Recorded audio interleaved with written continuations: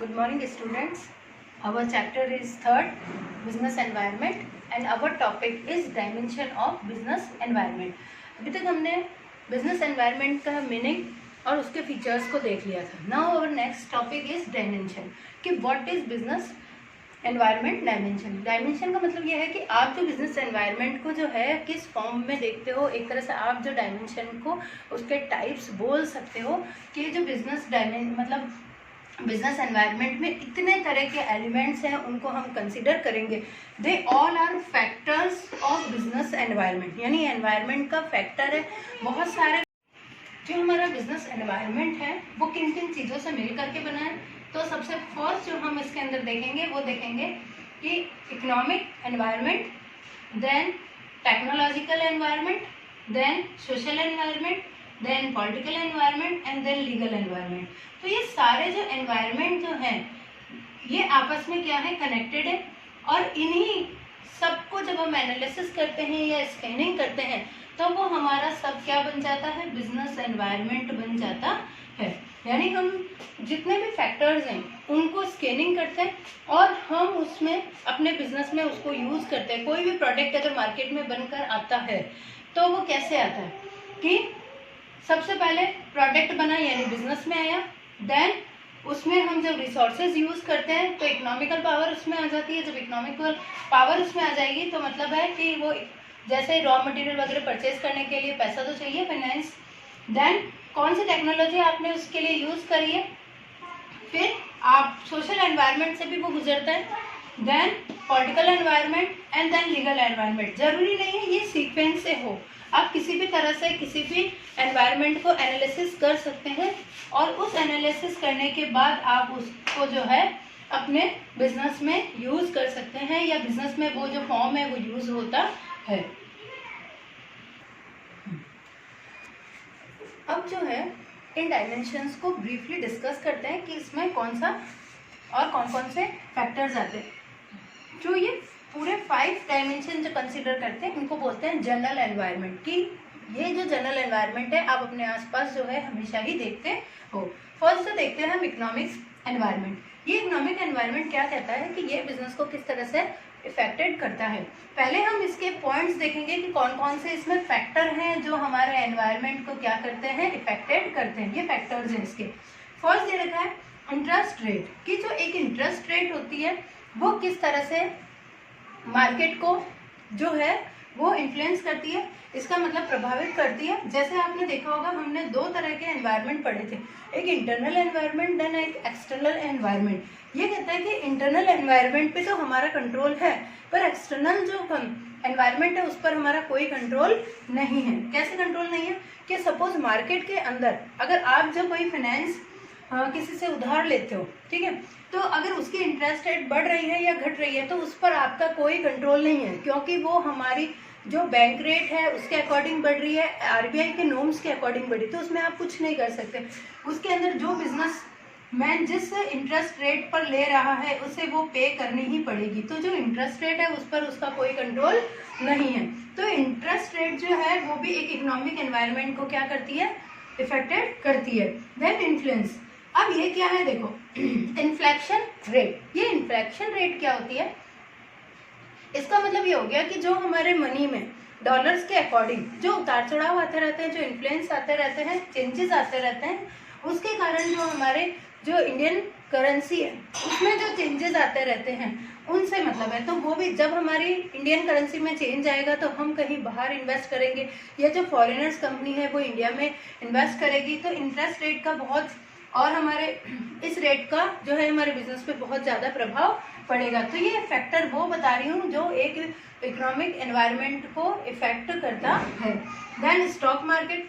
Stock market में भी आप देखते हैं कि स्टॉक मार्केट में आए दिन जो स्टॉक्स के जो वैल्यूज है वो इंक्रीज एंड डिक्रीज होती रहती है. तो उसका भी जो है इन्फ्लुएंस किस पर पड़ता है, हमारे बिजनेस पर पड़ता है. Value of rupees. Value of rupees क्या बताती है कि हमारे अब यहाँ पर वैल्यू ऑफ रुपीज़ का मतलब यहाँ पर हो गया कि आपकी आज मार्केट में जो वैल्यू जो रुपीज़ है उसकी क्या वैल्यू है और उसके अकॉर्डिंग आपने जो गुड्स बनाकर यानी प्रोडक्शन बनाकर दिया है उसकी वैल्यूज मार्केट के अंदर क्या हो रही है. फिर है change in disposal income of people, कि जो लोगों की डिस्पोजल इनकम है जो बार बार चेंज होती रहती है, उसका प्रभाव भी हमारे एनवायरनमेंट पे बहुत पड़ता है। अब आप कहें डिस्पोजल इनकम क्या होती है? डिस्पोजल इनकम हमने इकोनॉमिक्स में भी पढ़ा था कि डिस्पोजल इनकम वो इनकम होती है जो एक मनुष्य मतलब एक जो ह्यूमन बीइंग है वो खर्च करने को तैयार होता है। जैसे मान लो ये पेन है, तो इस पेन को खरीदने के लिए जो मैं पैसा दूंगी वो मेरी डिस्पोजल इनकम हो जाएगी। तो अब ये कहता है कि जैसे जैसे लोगों की डिस्पोजल इनकम बढ़ती जाती है, मतलब इनकम बढ़ती जाती है, तो वो अपना पैसा फेंकेगा तो नहीं, तो वो अपना पैसा कहाँ लगाएगा? कोई ना कोई प्रोडक्ट खरीदेगा, तो वो हो गई उसकी डिस्पोजल इनकम, यानी किसी चीज़ को खरीदने वाली इनकम। तो जो डिस्पोजल इनकम में जब चेंजेस आते हैं तब वो भी हमारे इकोनॉमिक एनवायरनमेंट को क्या करते हैं? इफेक्टिव करते हैं। आई होप बच्चों आपको ये पूरे 5 पॉइंट समझ में आए होंगे। Interest rate, inflation rate, stock market, value of rupees and change in disposal income of people. आपको केवल क्वेश्चन में डिस्पोजल इनकम भी पूछा जा सकता है कि व्हाट इज डिस्पोजल इनकम। अब इनको हम विद एग्जाम्पल से समझते हैं। तो अब कुछ 2 एग्जाम्पल से इसको समझते हैं। जो हमने 5 जो हमने इसके वो देखे थे, जो फैक्टर्स देखे थे, उसको हम एग्जाम्पल से समझते हैं। फर्स्ट दे रखा है कि हाई इन्फ्लेशन। अब देखो, अगर हमारी जो रेट है वो कैसी होती है? जब हमारी रेट में इन्फ्लेशन आता है, मतलब उतार चढ़ाव जब आता है, तो क्या होता है कि जनरली इसका रिजल्ट क्या होता है कि जो बिजनेसमैन होते हैं वो क्या करते हैं, जो नए बिजनेसमैन होते हैं, जो एंटरप्रेन्योर्स होते हैं, वो क्या करते हैं, अपने बिजनेस के अंदर नया बिजनेस लॉन्च करने में घबराते हैं, रोकते हैं अपने आप को वो कि वो नया बिजनेस स्टार्ट ना करें। क्यों? ऐसा क्यों होता है? क्योंकि इसका रिजल्ट क्या आता है कि as they increase the various cost of business as raw material increase, कि जो हमारे जो रॉ मटेरियल वगैरह जो भी चीजें हम बिजनेस में काम में लेते हैं उन सब की रेट जो है वो कैसी हो जाती है? हाई हो जाती है। तो एक नया बिजनेसमैन बिजनेस स्टार्ट करने से क्या करता है? डरता है। तो ये भी एक इकोनॉमिक एनवायरनमेंट है जो हमारे बिजनेस एनवायरनमेंट को क्या करता है? इफेक्टिव करता है। जैसे इसमें रॉ मटेरियल हो गए, मशीन्स हो गई, प्लांट एंड मशीनरी हो गई, लेबर्स भी इसमें ही आ जाते हैं। तो बहुत सारी चीजें ऐसी है जिनके कारण क्या होता है कि रेट बढ़ जाती है और जो न्यू एंटरप्रेन्योर्स हैं वो कोई भी नया बिजनेस लगाने से डरते हैं। सेकंड, और rise in the disposal income, कि अगर जो पीपल है उनकी डिस्पोजल इनकम अगर बढ़ जाती है तो क्या होता है कि ड्यू टू जो increase in the gross domestic product. तो हमारी इसका मतलब क्या हुआ? जब हमारी डिस्पोजल इनकम बढ़ी तो इसका मतलब ये हो गया कि हमारी कहीं ना कहीं ग्रॉस डोमेस्टिक प्रोडक्ट की जो वैल्यू है वो क्या हो गई? बढ़ गई।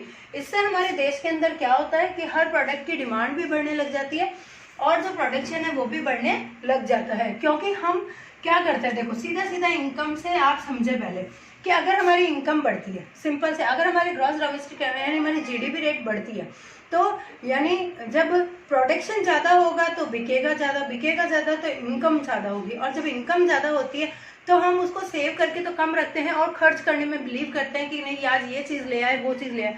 तो जब हम उसे खर्च करते हैं तो जो मनी है वो वापस कहाँ आ जाता है? मार्केट में आ जाता है। तो ये रोटेशन क्या होता है? चलता रहता है। तो उससे कहते हैं कि जो हमारी डिस्पोजल इनकम जब बढ़ती है तो कहीं ना कहीं हमारी जीडीपी भी बढ़ती है और जो डिमांड है उसमें भी क्या आ जाती है? इंक्रीमेंट, उसमें भी इंक्रीमेंट हो जाता है। तो आई होप बच्चों आपको दोनों एग्जाम्पल समझ में आए होंगे। नाउ नेक्स्ट सेकंड डायमेंशन अवर सोशल एनवायरनमेंट, कि जो सोशल एनवायरनमेंट है वो किस तरह से बिजनेस को इफेक्टेड करता है। अब इसमें आपने देखा कोई भी प्रोडक्ट है वो बनकर कहाँ आता है? समाज में ही आता है। आप सोशल समाज से ही उसको क्या करते हैं? प्रमोट करते हैं। और बनाते भी किसके लिए? अपने समाज के लिए ही बनाते हैं। तो it is a very important dimension. ये क्या कहता है कि देखो कौन कौन से फैक्टर्स होते हैं जहाँ से एनवायरनमेंट जो है वो प्रभावित होते हैं। फर्स्ट है कस्टम्स एंड ट्रेडिशंस, मतलब जो हमारा कस्टम है ना, और हमारा जो ट्रेडिशन है वो सबसे ज़्यादा हमारे प्रोडक्शन को क्या करता है? इन्फ्लुएंस करता है। मतलब आप ये देख लो। नाउ सेकंड इज वैल्यू, जो वैल्यूज हैं हमारी, जो हमारे अब यहाँ पर वैल्यूज हमारे एथिक्स वैल्यूज भी हो सकते हैं। हमारे एथिक्स वैल्यूज जो हैं वो भी हमारे सोशल एनवायरनमेंट को क्या करती हैं?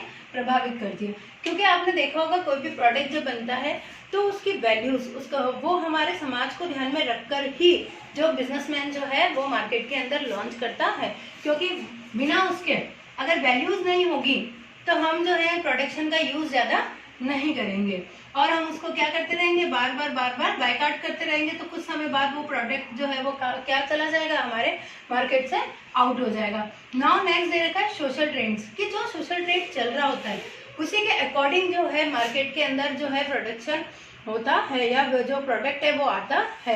आपने देखा होगा रोज नया ट्रेंड आता है और जो ट्रेंड चल रहा होता है जो, तो बिजनेसमैन अच्छा वही है जो समाज को देखकर, ट्रेंड को देखकर ही अपने प्रोडक्ट में क्या कर देता है, चेंजेस कर देता है। तो अगर हम एक बिजनेसमैन इन चेंजेस का ध्यान रखते हुए अपने प्रोडक्शन में चेंज नहीं करता है तो वो मार्केट से धीरे धीरे कुछ टाइम बाद क्या हो जाएगा, आउट हो जाएगा, क्योंकि उसके प्रोडक्ट को कोई नहीं खरीदेगा। Now next is very important कि सोसाइटीज एक्सपेक्टेशंस फ्रॉम बिजनेस, कि जो हमारी सोसाइटी होती है उसकी बहुत सारी आशाएं बिजनेस से जुड़ी होती हैं। यानी वो ये उम्मीद करता है कि कोई भी प्रोडक्ट जब बनकर आएगा तो वो हमारी नीड्स को क्या करेगा, फुलफिल करेगा। आपने देखा होगा हम अभी जो स्मार्टफोन का ज़माना है, ठीक है, अब हमने 4G तक लॉन्च कर लिया, ठीक है, नेट में 4G आ रहा है, 5G आ रहा है। अब हमें यहाँ भी संतुष्टि नहीं मिलेगी तो हम जो है क्या डिमांड करेंगे, 6G की भी डिमांड कर सकते हैं।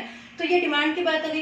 पहले आपने देखा होगा कि कैमरास जो थे फोन के अंदर कुछ पिक्सल्स के ही आते थे, अब जो उसके पिक्सल्स इतने बढ़ गए हैं कि आपको जो है किसी और कैमरास की जरूरत नहीं होती, मोबाइल फोन में ही आपकी सारी फैसिलिटीज अवेलेबल होती है। एक आईपैड जब ले लेते हैं तो आपने देखा होगा आपके लैपटॉप, डेस्कटॉप, सारी जो कमियां हैं वो एक केवल फोन ही पूरा कर देता है। तो ये कहते हैं कि हमारा जो समाज है वो एक प्रोडक्शन, एक बिजनेसमैन से बहुत उम्मीदें रखता है, इसीलिए समाज जो है वो बहुत इंपॉर्टेंट डायमेंशन है एक बिजनेसमैन के लिए।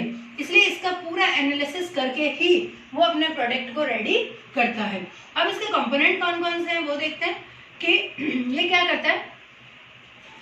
ये लिखा है concern with quality of life, कि जो है ना एक सोशल एनवायरनमेंट में क्या क्या चीजें होनी चाहिए, कि सबसे पहले वो हमारी जो क्वालिटी है, हमारी जो जीवन जीने की जो प्रत्याशा दर है या यूँ कह दो जीवन जीने की जो क्वालिटी है उसी से हमेशा कंसर्न करता रहता है। जो हमारी रेट, मतलब कौन सी rate, birth rate and death rate, वो भी हमारा डिपेंड करती है किसके ऊपर, हमारे सोशल एनवायरनमेंट पे डिपेंड करती है। आपने देखा होगा, इनके एग्जांपल से अभी मैं आपको क्लियर और कर दूंगी, पहले में अपन नेम्स पढ़ लेते हैं। फिर है कि जो पॉपुलेशन है वो भी बहुत ज्यादा इफेक्ट करती है एनवायरनमेंट को। जो हमारा एजुकेशन सिस्टम है वो भी इम्पैक्ट डालता है, लिटरेसी सिस्टम है, रेट है, वो भी है ना इम्पैक्ट डालती है। इसका एक छोटा सा एग्जांपल मुझे याद आ गया, मैं आपको दे देती हूँ कि जो हमारा एजुकेशन सिस्टम है, आपने देखा होगा जिस शहर में, डिस्ट्रिक्ट में अगर एजुकेटेड पीपल होते हैं तो जो प्रोडक्शन का जो स्टैंडर्ड होता है वो हमेशा हाई होता है, वो हमेशा ब्रांडेड चीजें ही मांगता है ना।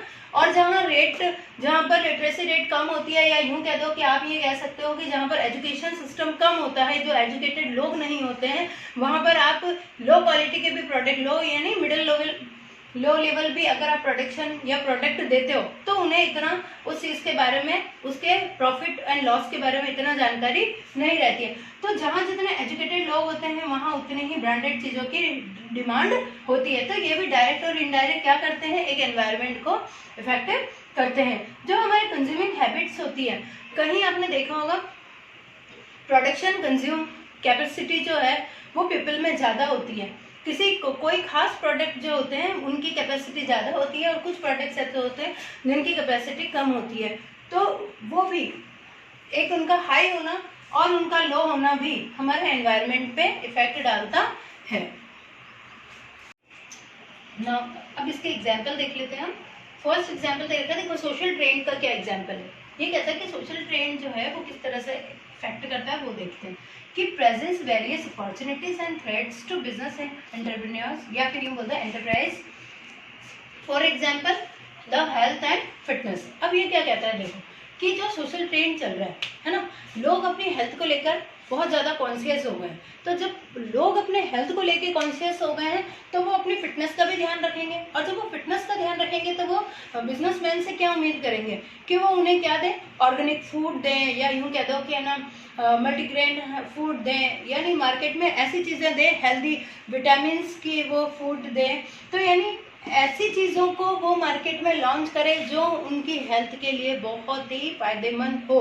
तो वो डिमांड ही ऐसी करेंगे। अब फिटनेस से रिलेटेड है तो जिम वगैरह जो ज्वाइन नहीं करे हैं वो जिम की डिमांड करेंगे। कोई घर में एक्सरसाइज करेगा तो वो क्या करेगा, विटामिन की टैबलेट की डिमांड करेगा, पाउडर की डिमांड करेगा, बॉर्नविटा की डिमांड्स करेगा। तो मार्केट में उनसे रिलेटेड जो है वो प्रोडक्ट्स की डिमांड जब होगी तो ये सोशल एनवायरनमेंट ही तो है, सोशल ट्रेंड ही तो है जो हमारे बिजनेस को क्या कर रहा है, इफेक्ट कर रहा है। तो एक बिजनेसमैन लोगों की हेल्थ को ध्यान में रखते हैं, क्योंकि ट्रेंड यही चल रहा है, उसको ध्यान में रखकर ये प्रोडक्ट क्या करेगा, बनाएगा। नाउ नेक्स्ट कह रहा है कस्टम्स एंड ट्रेडिशन, कि आपने देखा होगा अगर भारत की बोले, हम ये बोलते हैं अगर हमारी कंट्री के अंदर क्या नहीं हो, कस्टम्स और जो है ट्रेडिशनल है वो नहीं होंगे तो जो है कोई प्रोडक्ट बनाने का, खास प्रोडक्ट बनाने का कोई रीजन ही नहीं रह जाएगा। आप देखते हैं जैसे कि हम सेलिब्रेट करते हैं दिवाली, ईद, क्रिसमस, गुरु पर्व, ये सारी जो चीजें जब आती है तब आपने देखा होगा मार्केट के अंदर जो बिजनेसमैन है वो कुछ खास प्रोडक्ट हैं जो वो लॉन्च करते हैं। वो क्यों करते हैं, किसको ध्यान में रखकर करते हैं, सोशल एनवायरनमेंट को ध्यान में रखते हैं हुए करते हैं। जैसे अभी आप देख रहे हैं कि रमजान का महीना चल रहा है, तो रमजान के अकॉर्डिंग जो इनकी ईद आने वाली है, तो अभी तक क्योंकि लॉकडाउन है तो सारा मार्केट बंद ही है। अगर मान लो लॉकडाउन नहीं होता तो आप देखते हैं जो मार्केट के अंदर सारा ईद से रिलेटेड यानी जो इनके कस्टम्स हैं उसी के अकॉर्डिंग प्रोडक्ट आपको ज्यादा देखने को मिलते हैं। जैसे सपोज हमारी जब राखी आती है तब आप देखते हैं हर शॉप पर सब राखी की वेराइटीज ही नजर आती है, मिठाइयों की शॉप पर मिठाइयाँ नजर आती है। तो ये क्या चीज है कि जैसा हमारा सोशल एनवायरनमेंट होता है, बिजनेसमैन भी वैसा ही प्रोडक्ट जो है मार्केट में लॉन्च करता है। तो आई होप बच्चों आपको यहाँ तक समझ में आया होगा। नेक्स्ट कह रहा है वैल्यूज। वैल्यूज क्या होती है कि ये वो कॉन्सेप्ट है जिसके अंदर सोसाइटी जो है वो पूरा हाई स्टीम रखती है। जैसे पूरी फ्रीडम, जो प्रोडक्शन एक बिजनेसमैन हमेशा यही चाहता है कि वो एक इंडिविजुअल फ्रीडम को बनाए रखें। वो हमेशा यही कोशिश करता है कि जो भी प्रोडक्ट मार्केट में आए वो पूरी सोसाइटी को ध्यान में रखकर तो बनाया ही जाता है, प्लस वो एक इंडिविजुअल पर्सन को भी ध्यान में रखकर बनाया जाए कि वो हर बंदे की क्या नीड्स को क्या करें, फुलफिल करें। जैसे कि अगर सपोज मुझे इस मार्कर की ज़रूरत है, जैसे टीचर है तो हमें इंडिविजुअल इस मार्कर की ज़रूरत है, तो ये हमारी नीड्स हो गई, हमारी फ्रीडम के अकॉर्डिंग होगी। अब ज़रूरी थोड़ी है डॉक्टर को मार्कर की ज़रूरत होगी, हो सकता है हो भी और नहीं भी। अब उसे जो स्टेथोस्कोप चाहिए हमें वो चाहिए या नहीं चाहिए। तो इस तरह से पर्टिकुलर जो है वैल्यूज, हर पर्सन की अपनी एक वैल्यूज भी हमारे समाज के अंदर होती है और उसके अकॉर्डिंग जो बिजनेसमैन क्या करते हैं, प्रोडक्ट बनाते हैं। तो now next third is our technological environment. ये क्या बोलता है कि जो बिजनेसमैन होते हैं उनको जो हमारा टेक्नोलॉजिकल एनवायरनमेंट है वो भी इफेक्ट करता है। तो जो न्यू बिजनेसमैन होते हैं उन्हें, या जो एग्जिस्टिंग बिजनेसमैन होते हैं उन्हें क्या करना होता है, जो हमारा टेक्नोलॉजिकल एनवायरनमेंट है उसको भी एनालिसिस करना होता है, उसको भी स्कैनिंग करना होता है और फिर अपने प्रोडक्ट को लॉन्च करना होता है।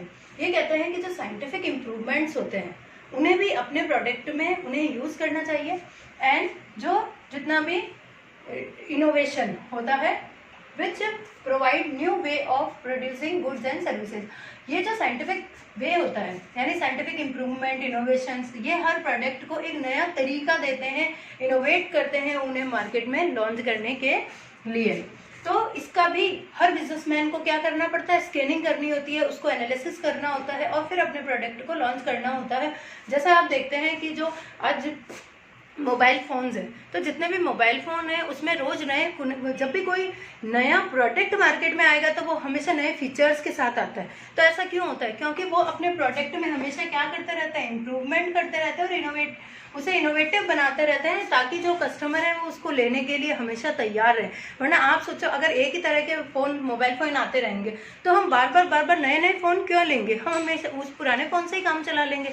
लेकिन नहीं, क्योंकि हर किसी फ़ोन की न्यू क्वालिटी होती है, एक नई क्वालिटी, नया फीचर होता है, तो हम जो है अपने प्रोडक्ट को एक को छोड़कर नए को ट्राई करते रहते हैं।